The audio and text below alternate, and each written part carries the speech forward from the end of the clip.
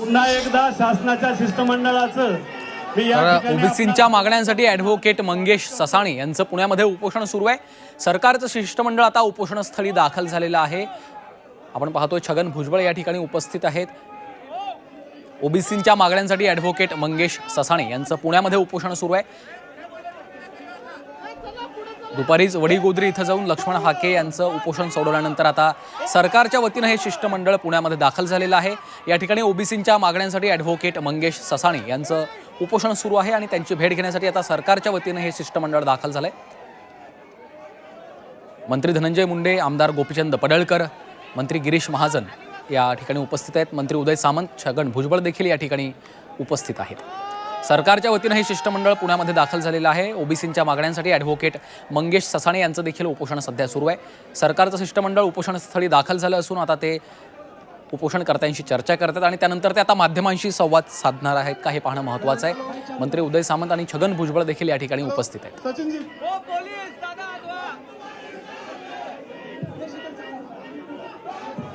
ओबीसींच्या मागण्यांसाठी ॲडव्होकेट मंगेश ससाणे यांचं पुण्यामध्ये उपोषण सुरू आहे। आज दुपारीच वडीगोद्री इथं जाऊन सरकारच्या शिष्टमंडळाच्या वतीनं सरकारची बाजू लक्ष्मण हाके यांच्यासमोर मांडल्यानंतर त्यांनी आपलं उपोषण अखेर तुर्तास स्थगित केलेलं आहे आणि त्यानंतर आता सरकारचं शिष्टमंडळ पुण्यात दाखल झालंय। पुण्यामध्ये ॲडव्होकेट मंगेश ससाणे यांचं उपोषण सुरू आहे आणि त्यांच्या उपोषणस्थळी आता सरकारचं शिष्टमंडळ दाखल झालेलं असतानाची ही सगळी थेट दृश्य आपण पाहतोय। सर्वांनी खाली बसून घ्यायचं आहे।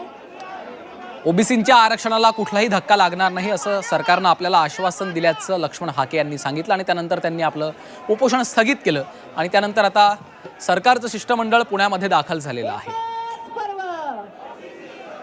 एकच पर्व राज्यामध्ये सध्या आरक्षणावरून वादंग पेटल्याचं चित्र आहे। एकीकडे मनोज जरांगे मराठ्यांना ओबीसीतनं आरक्षण देण्याच्या आपल्या भूमिकेवर ठाम आहेत, दुसरीकडे मराठ्यांना ओबीसीतून आरक्षण देता येणार नाही यासाठी देखील आता उपोषण सुरू आहे। आणि थोड्याच वेळापूर्वी आपल्याला कल्पना आहे की लक्ष्मण हाके यांचं उपोषण स्थगित करण्यात आलं। त्यांनी सरकारच्या शिष्टमंडळानं त्यांची भेट घेतल्यानंतर आता सरकारचं शिष्टमंडळ पुण्यामध्ये दाखल झालेलं आहे। अरुण मेहत्रे आमचे प्रतिनिधी सध्या आपल्यासोबत फोनलाईनवरून जोडले गेलेले आहेत। अरुण, आपण पाहतोय आता सरकारच्या वतीनं शिष्टमंडळ पुण्यामध्ये दाखल झालेलं आहे। काय घडामोडी घडतायत, काय अपडेट्स आहेत? प्राध्यापक लक्ष्मण हाके यांचं उपोषण मागे घेतल्यानंतर हे शिष्टमंडळ आता पुण्यामध्ये दाखल झालेलं आहे। पुण्यामध्ये ॲडव्होकेट मंगेश ससाणे यांचं गेल्या 9 दिवसापासून उपोषण सुरू आहे।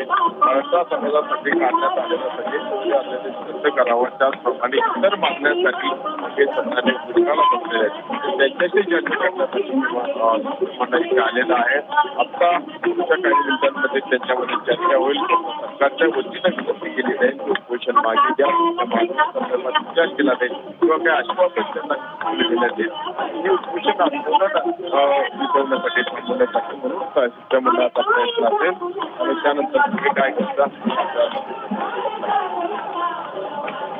निश्चितच त्यामुळे आता सरकारच्या वतीनं काही आश्वासन दिले जातं का हे पाहणं महत्त्वाचं आहे। धन्यवाद या सविस्तर माहितीसाठी।